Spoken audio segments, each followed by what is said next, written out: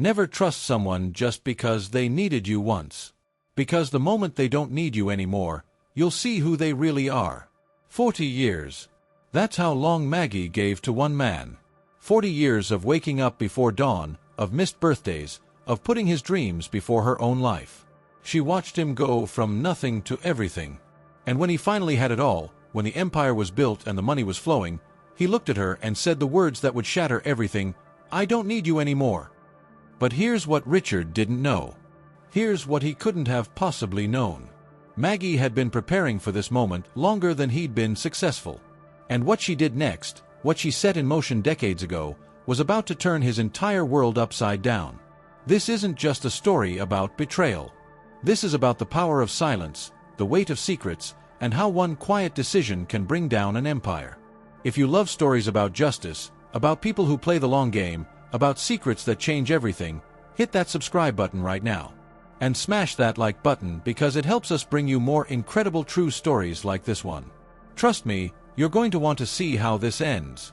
Let me take you back to where it all started. A small apartment in Cleveland, Ohio. Maggie was 23 years old, working 2 jobs just to keep the lights on. She was a waitress by day and cleaned offices at night. Richard was 25, fresh out of business school with big dreams and exactly $0 to make them happen. They met at the diner where Maggie worked. He came in every single day, ordered the cheapest thing on the menu, a cup of coffee and toast, and he'd sit there for hours with his notebook spread across the table. Plans, business models, ideas that he swore would change everything. Most people would have seen him as just another dreamer. Another guy with big talk and no action. But Maggie saw something different. She saw the fire in his eyes. She saw how he never gave up, even when the world told him no 1,000 times. One night, after her shift ended at 2 in the morning, she sat down across from him. "You really believe in this, don't you?" she asked. Richard looked up from his notes, surprised. "I do," he said. "But believing doesn't pay the bills." That's when Maggie made the decision that would define the next 4 decades of her life. "What if I helped you?" she said. "What if we did this together?" Richard laughed. Not in a mean way, but in a way that said he thought she was crazy. "Maggie, I can't even afford to pay myself. I can't ask you to give up your jobs for something that might not even work." But Maggie wasn't asking for permission. She was all in. "I'm not asking you to pay me," she said. "I'm asking you to let me be part of something bigger." And just like that, they became partners. The sacrifice. For the first 3 years, Maggie worked harder than she'd ever worked in her life. She kept her waitressing job to pay their bills while Richard focused on building the business. A small consulting firm that helped local companies with their marketing strategies. It wasn't glamorous. It wasn't easy. But it was theirs. Maggie did everything. She answered phones, scheduled meetings, handled the books, designed the flyers. She learned skills she never knew she had because there was no one else to do it. Richard was the face of the company, the one who met with clients and closed deals. Maggie was the foundation, the one who made sure everything actually worked. And slowly, very slowly, the business started to grow. By 1990, they'd hired their first employee. By 1995, they had an office with 20 people. By 2000, they were one of the most successful marketing firms in the Midwest. Richard's name was on every award, every article, every speech.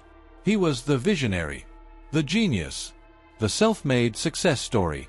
And Maggie was his assistant. That's what people called her. Even though she'd been there from day one. Even though she knew every single detail of how that company was built. Even though her fingerprints were on every major decision they'd ever made. But she didn't care about the title. She didn't care about the recognition. She cared about the work. She cared about what they were building together. Or so she thought. Something changed around 2010. Richard started traveling more. New York, Los Angeles, London. He was networking with bigger clients, signing bigger deals, rubbing shoulders with people who had the kind of money that changes everything. And the more successful he became, the less he seemed to need Maggie. It started small. He stopped asking for her opinion in meetings. He hired a new executive team, people with fancy degrees and expensive suits who looked at Maggie like she was just part of the furniture. He moved her office to a smaller space down the hall. "We need the big office for the VP of operations," he said, like it was no big deal. Maggie told herself it was fine. The company was growing. Things had to change. That's just how business works. But deep down, she felt it. The distance. The shift. The slow, creeping realization that she was being pushed out of the very thing she'd helped create. And then came the day that changed everything. March 15th, 2024. Maggie walked into the office like she had every single day for the past 40 years. But this time, Richard was waiting for her. And he wasn't alone. There were 2 lawyers sitting at the conference table. "Maggie, we need to talk," Richard said. His voice was cold. Professional. Like she was just another employee. She sat down, confused. "What's going on?" One of the lawyers slid a folder across the table. "We're restructuring the company," Richard said. "And we've decided to move in a different direction." Maggie's heart dropped. "What does that mean?" "It means we're letting you go." The words hit her like a truck. 40 years. 40 years of her life, and he was letting her go like she was nothing. "Richard, I built this company with you," she said, her voice shaking. "I gave up everything for this." "And we appreciate that," the lawyer said, his voice dripping with fake sympathy. "But the company needs to evolve." Maggie looked at Richard, waiting for him to say something. Waiting for him to remember everything she'd done. But he just sat there, staring at the table, refusing to meet her eyes.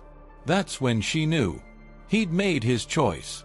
And she wasn't part of his future. But what Richard didn't know, what he couldn't have possibly imagined, was that Maggie had made a choice too. A long time ago. And it was about to change everything.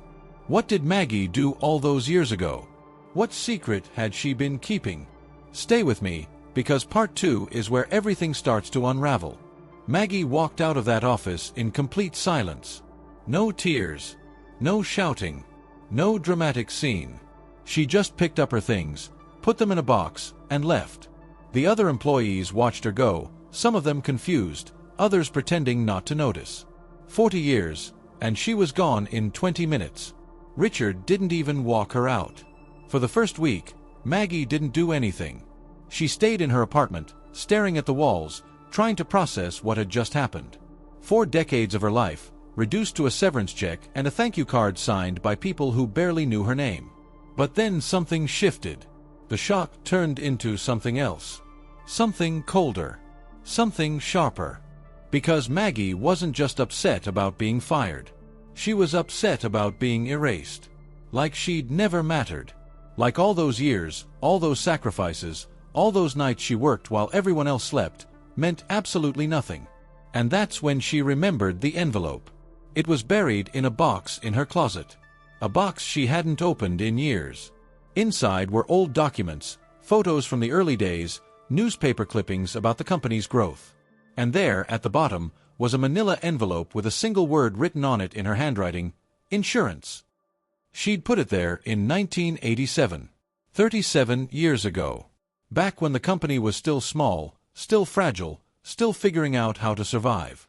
Back then, Richard had come to her with a problem. They needed funding to expand, but banks wouldn't give them a loan. His credit was terrible, and they had no collateral. They were stuck. "What if we used your name?" Richard had suggested. "Your credit is clean. We could get the loan under your name, and then once we're profitable, we'll transfer everything properly." Maggie had hesitated. "Richard, that's a lot of risk." "I know," he said. "But I promise you, we're in this together. 50-50. Always." So she did it. She signed the paperwork. She took out the loans. She put her name, her credit, her entire financial future on the line for a company that barely existed. And Richard promised her that once they were stable, he'd make it official. They'd be co-owners, partners, equal. But years went by, and he never did. There was always a reason. "Let's wait until we hit $1 million in revenue. Let's wait until we go public. Let's wait until the market stabilizes." And Maggie, trusting him, believing in him, waited. But she wasn't stupid. Somewhere deep down, she knew there was a chance things could go wrong. So she kept copies. Every single document. Every loan application. Every contract. Every piece of paper that had her signature on it. And now, sitting in her apartment with that envelope in her hands, she realized something. Richard didn't own that company. Not entirely. Not legally. Because her name was still on half of the foundation that built it. Maggie didn't rush. She didn't act out of anger. She did what she'd always done. She planned. She researched. She made sure she knew exactly what she was dealing with. She hired a lawyer. Not just any lawyer, but one of the best corporate attorneys in the state. A woman named Patricia Chen, who had a reputation for taking down powerful men who thought they were untouchable. Patricia looked through the documents, and her eyes widened. "Maggie, do you understand what you have here?" "I think so," Maggie said. "But I want to hear it from you. You have proof that you're entitled to a significant portion of this company. Not as an employee, as a founder. These loans, these contracts, they were never properly dissolved or transferred. Legally, you have a claim to ownership." Maggie felt her heart race. How much? Patricia did some calculations. Based on these documents and the current valuation of the company, we're talking about tens of millions of dollars. Maybe more. Maggie sat back in her chair, letting it sink in. Richard had thrown her away like she was nothing. But the law, the paperwork, the truth, they told a different story. "What do we do next?" Maggie asked. Patricia smiled. "We go to war." 3 months after Maggie was fired, Richard received a letter. A legal notice. A lawsuit filed by Margaret and Thompson claiming partial ownership of the company he thought was entirely his. He laughed when he first read it. Actually laughed. He called his lawyers, confident they'd make it go away. "It's Maggie," he told them. "She's upset. She's trying to scare me. Just offer her some more money and make it stop." But his lawyers didn't laugh. They read through the documents Maggie's team had submitted, and their faces went pale. "Richard, this is serious," his lead attorney said. "She has paperwork, original contracts, loan documents with her name on them, documents that were never properly transferred or dissolved." "So what?" Richard snapped. "That was 40 years ago. There's got to be a statute of limitations or something." "Not on ownership claims," the lawyer said. "Especially not when the company is still operating and profiting from the foundation those original investments created." Richard felt his stomach drop. "What are you saying?" "I'm saying she has a case. A strong one." For the first time in decades, Richard felt fear. Real fear. Not the fear of losing a client or a bad quarter. The fear of losing everything. As the lawsuit moved forward, more and more came to light. Things Richard thought were buried. Things he'd conveniently forgotten. Like the fact that Maggie had co-signed on the office lease in 1989. Her name was still on it. Like the fact that she'd personally guaranteed loans that were used to acquire 2 of the company's biggest assets. Like the fact that in multiple early documents, the company was registered as a partnership, not a sole proprietorship. Richard tried to fight it. He threw money at the problem. He hired the best lawyers. He tried to settle out of court, offering Maggie amounts that would have made most people walk away happy. But Maggie wasn't most people. And she wasn't interested in being bought off. "I don't want a settlement," she told Patricia. "I want what's mine." The case went public. The media picked it up. Former assistant Sue's billion-dollar CEO claims she built the empire. The story spread. Reporters dug into Richard's past. Employees started coming forward with their own stories about how Maggie had been the backbone of the company, how Richard had taken credit for her ideas, how she'd been systematically pushed out as the company grew. Richard's perfect image started to crack. Investors got nervous. Clients started asking questions. The board called emergency meetings. And through it all, Maggie stayed quiet. She didn't do interviews. She didn't post on social media. She just let the truth speak for itself. By the time the case went to trial, Richard's company was in chaos. Stock prices dropped. Major clients pulled their contracts. 3 board members resigned. The empire he'd built, the one he'd sacrificed Maggie to protect, was crumbling. And the worst part? He knew it was his own fault. He'd gotten greedy. He'd gotten arrogant. He'd convinced himself that he'd done it all alone, that Maggie had just been along for the ride. But the documents didn't lie. The timeline didn't lie. The truth didn't lie. Maggie had been there from the beginning. She'd put her name, her money, her life on the line when no one else would. And instead of honoring that, Richard had erased her. Now, she was erasing him. But the trial was just beginning. And what came out in that courtroom, the secrets, the lies, the things Richard thought no one would ever know, they were about to destroy him completely. What did they find? What else had Richard been hiding? Part 3 is where everything explodes. Stay tuned. The courtroom was packed. Journalists, former employees, industry insiders. Everyone wanted to see the fall of Richard Kane, the man who'd been on the cover of Forbes, the man who'd given TED Talks about leadership and success. Maggie sat at the plaintiff's table, calm and composed. She'd worn a simple navy blue suit. No flashy jewelry. No statement pieces. She didn't need them. The documents sitting in front of Patricia spoke louder than any outfit ever could. Richard sat across the room, surrounded by a team of 5 lawyers. He looked older than Maggie remembered. Tired. The confidence that used to radiate from him was gone, replaced by something that looked a lot like desperation. The judge entered, and the trial began. Patricia stood up, and her opening statement was devastating. She didn't yell. She didn't dramatize. She simply laid out the facts. The timeline. The documents. The promises that were made and broken. This case is about a woman who gave 40 years of her life to build something extraordinary, Patricia said. And a man who threw her away the moment he didn't need her anymore. But what he didn't realize is that legally, financially, and morally, he never had the right to push her out. Because without her, none of this would exist. She clicked a remote, and the screen behind her lit up with copies of the original loan documents. Maggie's signature. Clear as day. These loans, taken out in 1987, 1989, and 1992, were used to purchase the assets that became the foundation of Kane Marketing Group. Margaret Thompson's name is on every single one. And not once, in 40 years, were these loans properly transferred or dissolved. The jury leaned forward, paying attention. Richard's lawyer stood up for his opening statement, trying to spin it differently.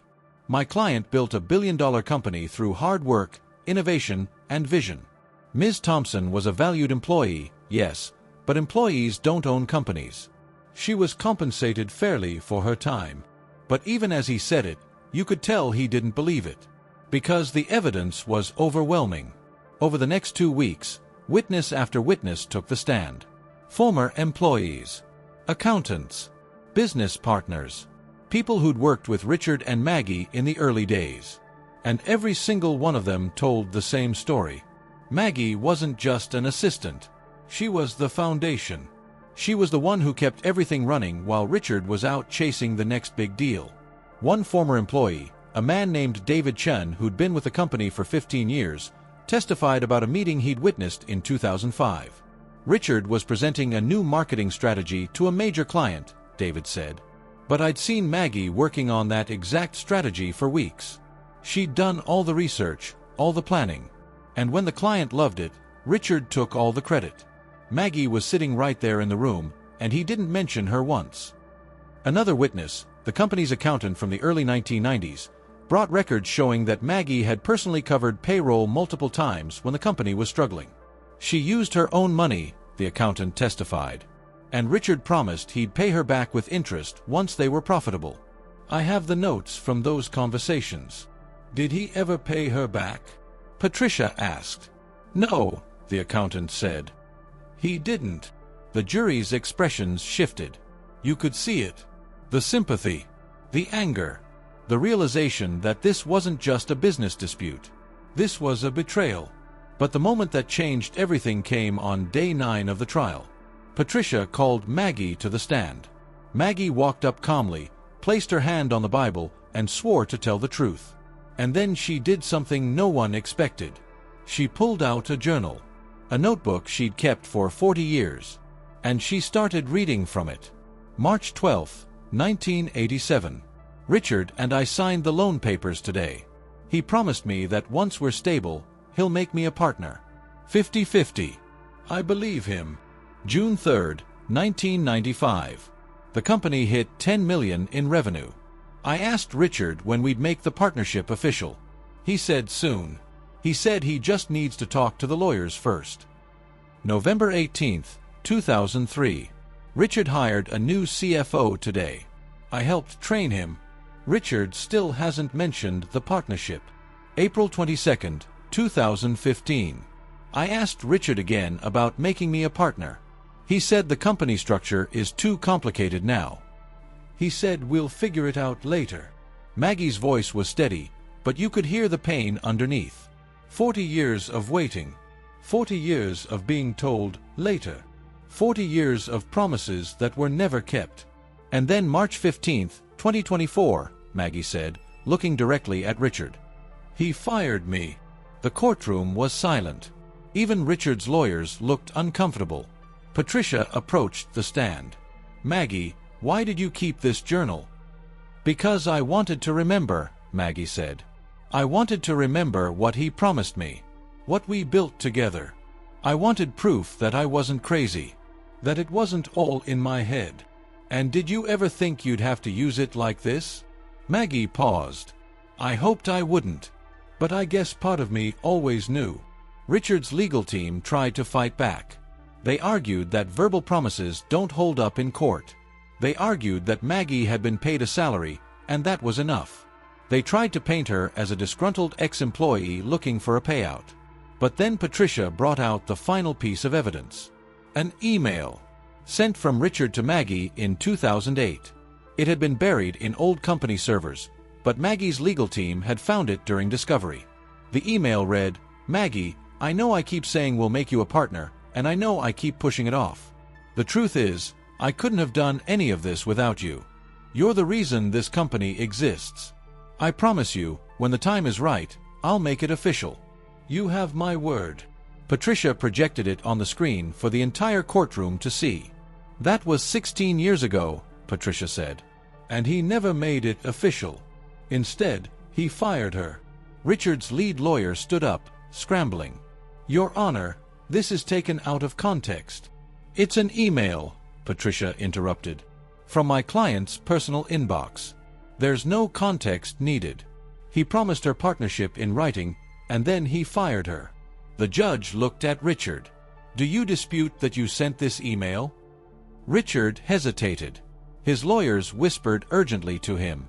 Finally, he spoke. No. I sent it. And did you ever make Ms. Thompson a partner as you promised?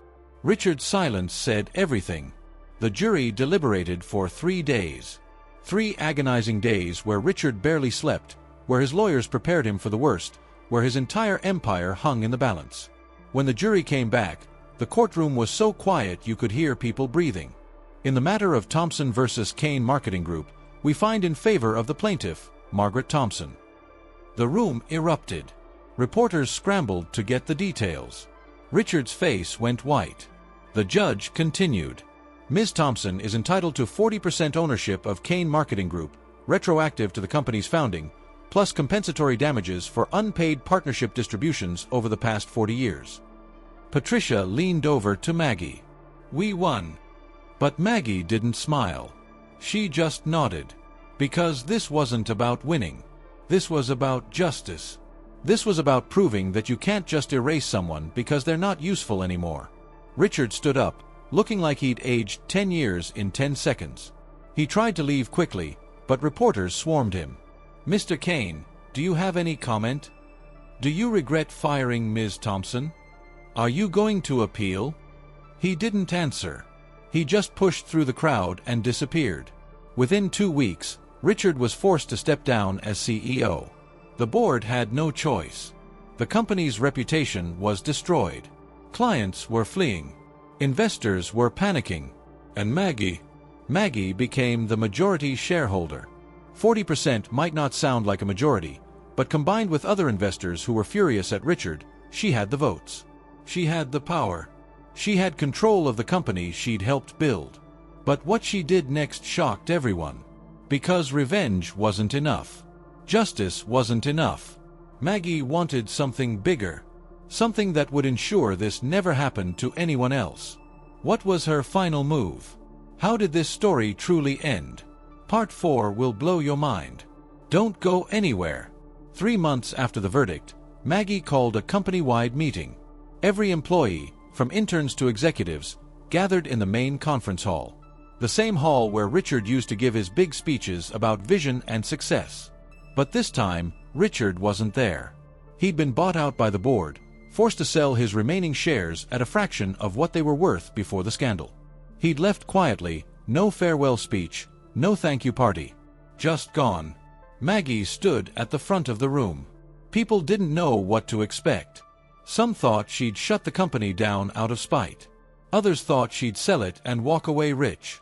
No one expected what actually happened. "I know the last few months have been hard," Maggie began. "Not just for me, but for all of you. You've watched this company go through something ugly. You've seen the news stories, the lawsuits, the chaos. And I want to start by saying thank you. Thank you for staying. Thank you for believing that this company is bigger than one person's mistakes." People shifted in their seats, unsure where this was going. "I didn't fight for ownership because I wanted power," Maggie continued. "I fought for it because I wanted to prove something. That the people who do the work, who sacrifice, who build things from the ground up, they matter. Their contributions matter. And they deserve to be recognized."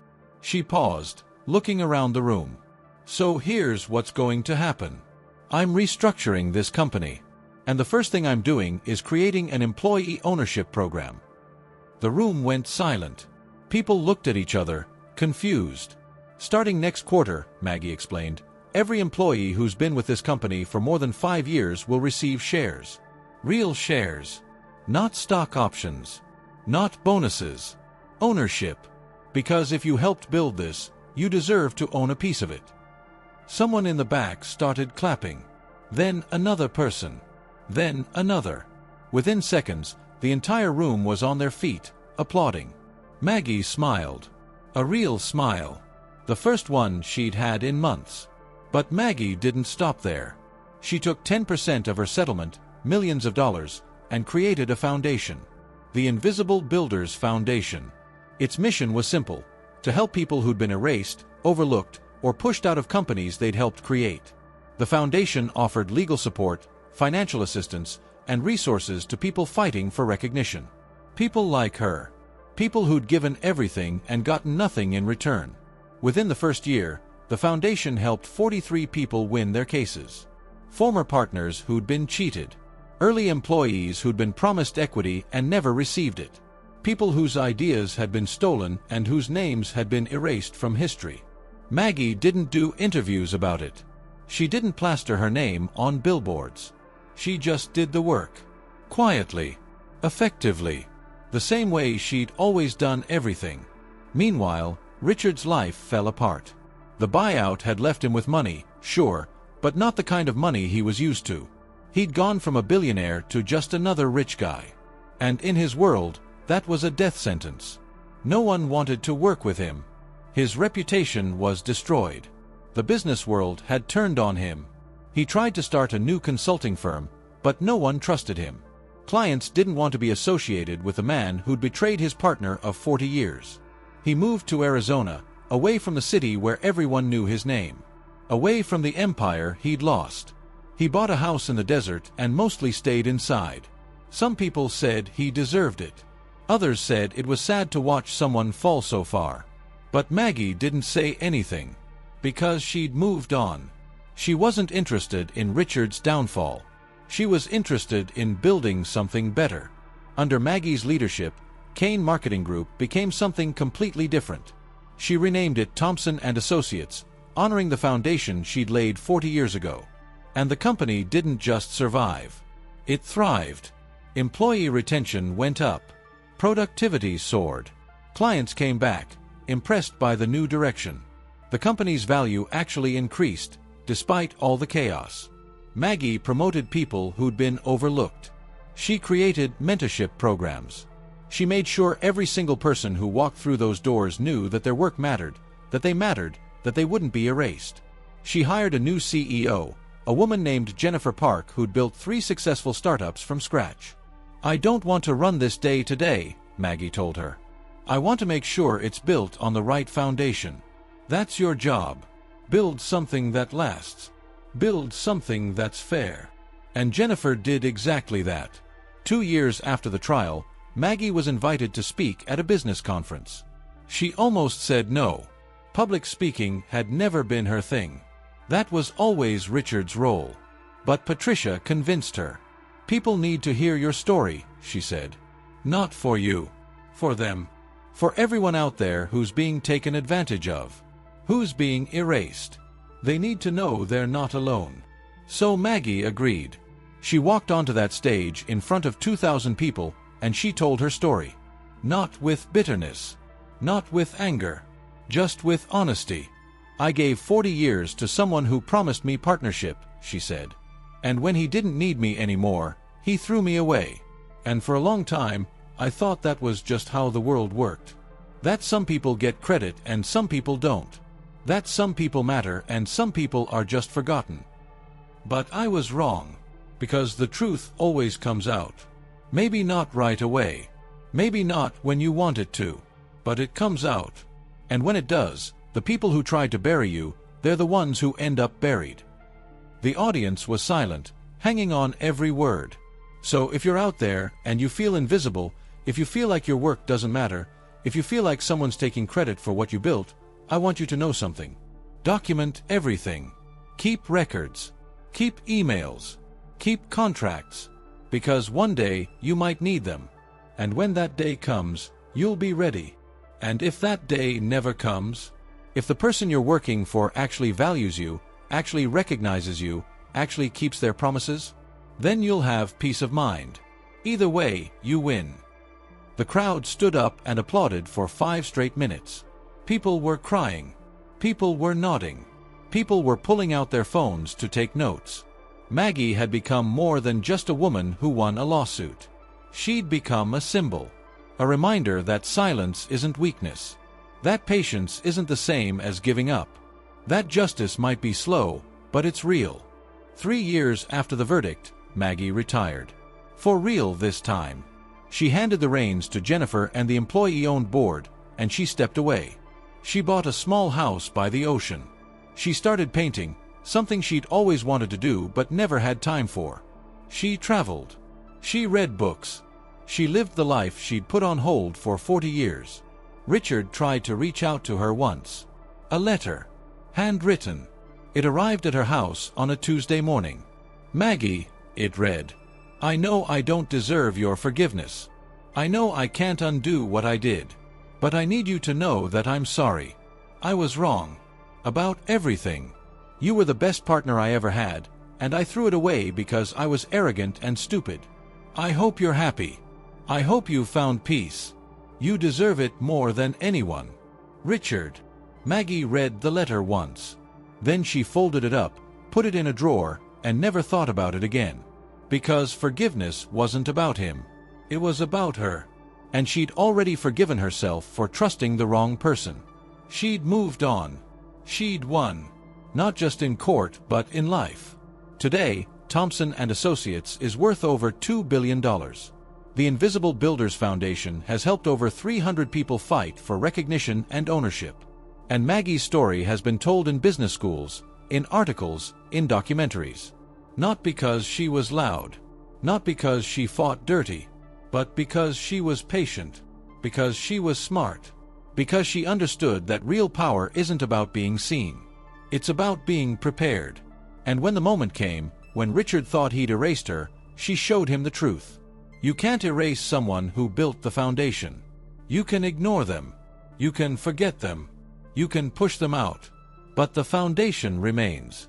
And eventually, the whole house comes down without it. Maggie proved that silence can be the loudest weapon. That documentation is power. That patience pays off. And that no matter how invisible someone tries to make you, the truth always finds a way to surface. So what's the lesson here? What can we learn from Maggie's story? It's simple. If you're building something with someone, protect yourself. Get it in writing. Keep records. Don't just trust promises. Because people change. Success changes people. Money changes people. And the person who swore they'd never forget you might be the first one to push you out. But also remember this. If you've been wronged, if you've been erased, if someone took credit for your work, it's not over. The truth is still the truth. And with the right preparation, with the right evidence, with the right mindset, you can fight back. You can win. Maggie didn't get loud. She got even. And she did it by being smarter, more patient, and more prepared than the person who underestimated her. So keep your receipts. Keep your emails. Keep your contracts. And most importantly, keep believing that your work matters. Because it does. Even if no one's saying it out loud. Even if you feel invisible. Your work matters. And one day, the world will see it too. If this story moved you, if it made you think, if it reminded you to protect yourself and value your worth, hit that subscribe button. We bring you real stories about real people who refuse to be erased. Stories that matter. Stories that inspire. Thanks for watching.